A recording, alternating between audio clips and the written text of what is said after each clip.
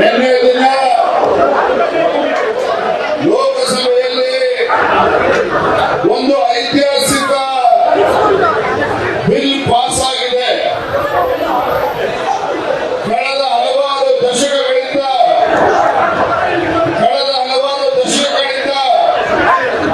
ಇದು ವಕ್ಫ್ ಕಾಯ್ದೆ ಬಗ್ಗೆ ಚರ್ಚೆ ನಡೀತಾ ಇತ್ತು ನಮ್ಮ ದೇಶದಲ್ಲಿ, ರಾಜ್ಯದಲ್ಲಿ.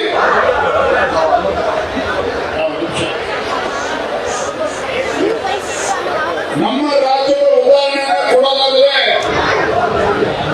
ವಕ್ಫ್ ಬೋರ್ಡ್ ಅನ್ನು ಹೆಸರಿಸಿಕೊಂಡು ಸಾವಿರ ವರ್ಷಗಳ ಇತಿಹಾಸ ಇರ್ತಕ್ಕಂಥ ದೇವಾಲಯಗಳು, ಧಾರ್ಮಿಕ ಸಂಸ್ಥೆಗಳಿಗೆ ಸಂಬಂಧಪಟ್ಟಂತ ಜಮೀನುಗಳನ್ನ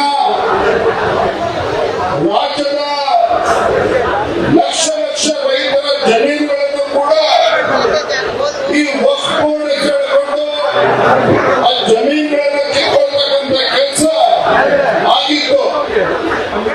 ಇದರ ವಿರುದ್ಧ ಭಾರತೀಯ ಜನತಾ ಪಾರ್ಟಿ ಕೆಲವು ತಿಂಗಳ ಹಿಂದೆ ರಾಜ್ಯಾದ್ಯಂತ ಪ್ರತಿಭಟನೆಯನ್ನು ಮಾಡಿದ್ದೇವೆ.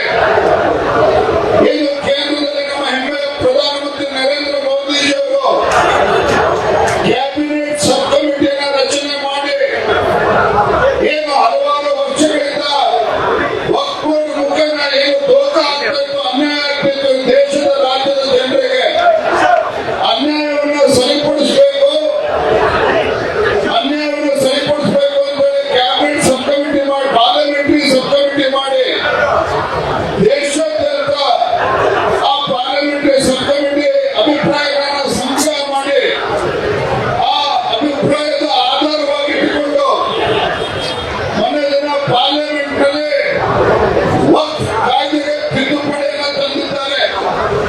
ಆ ತಿದ್ದುಪಡಿಯನ್ನು ತಂದಿದ್ದ ಸಂದರ್ಭದಲ್ಲಿ ಪಾರ್ಲಿಮೆಂಟ್ ನಲ್ಲಿ ಮಧ್ಯರಾತ್ರಿ ಆ ಒಂದು ವಕ್ಫ್ ಅಮೆಂಡ್ಮೆಂಟ್ ಬಿಲ್ ಇವತ್ತು ಲೋಕಸಭೆಯಲ್ಲಿ ಪಾಸ್ ಆಗಿದೆ.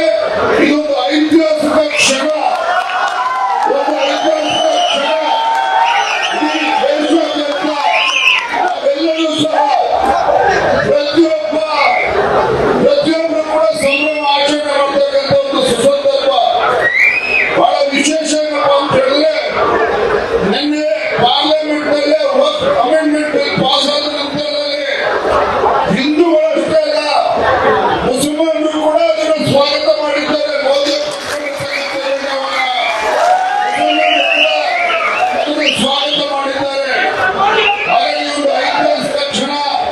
ನಾವೆಲ್ಲರೂ ಸಹ ಸಂಭ್ರಮವನ್ನು ಆಚರಣೆ ಮಾಡತಕ್ಕಂಥದ್ದು. ಆಗ ಒಂದು ದುರಂತ ಅಂತ ಹೇಳಿದ್ರೆ ಕಾಂಗ್ರೆಸ್ ಇದನ್ನು ವಿರೋಧ ಮಾಡ್ತಾ ಇದ್ದಾರೆ.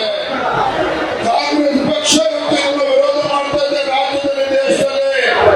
ಯಾತಕ್ಕೋಸ್ಕರ ವಿರೋಧ ಮಾಡ್ತಾ ಇದ್ದಾರೆ ಅಂತ ಹೇಳಿದ್ರೆ, ನಮ್ಮ ರಾಜ್ಯದ ಬಗ್ಗೆ ಹೇಳೋದಾದ್ರೆ ಕರ್ನಾಟಕ ರಾಜ್ಯದಲ್ಲಿ ಸಾವಿರಾರು ಕೋಟಿ ಬೆಲೆ ಬಾಳ್ತಕ್ಕಂಥ ಜಮೀನುಗಳನ್ನ ವಕ್ಫ್ ಬೋರ್ಡ್ ಹೆಸರಿಸಿಕೊಂಡು ಲೂಟಿ ಯಾರು ಮಾಡಿದ್ದಾರೆ ಅಂತ ಹೇಳಿದ್ರೆ ಕಾಂಗ್ರೆಸ್ ಪಕ್ಷದ ಮುಖಂಡರು, ರಾಜಕಾರಣಿಗಳು ಲೂಟಿ ಹೊಡೆದಿರ್ತಕ್ಕಂಥದ್ದು.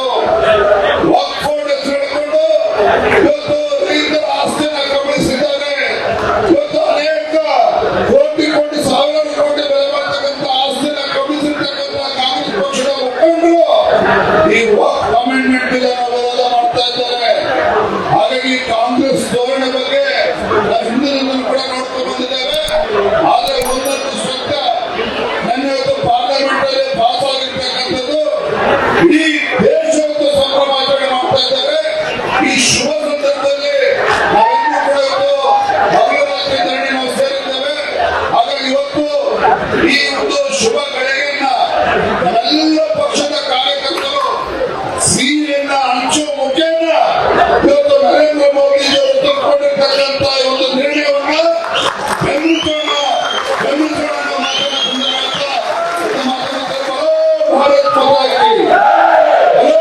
ಮೆಂಡು ನ್ಯೂಸ್ ನೆಟ್ವರ್ಕ್, ಸತ್ಯದ ಕನ್ನಡಿ.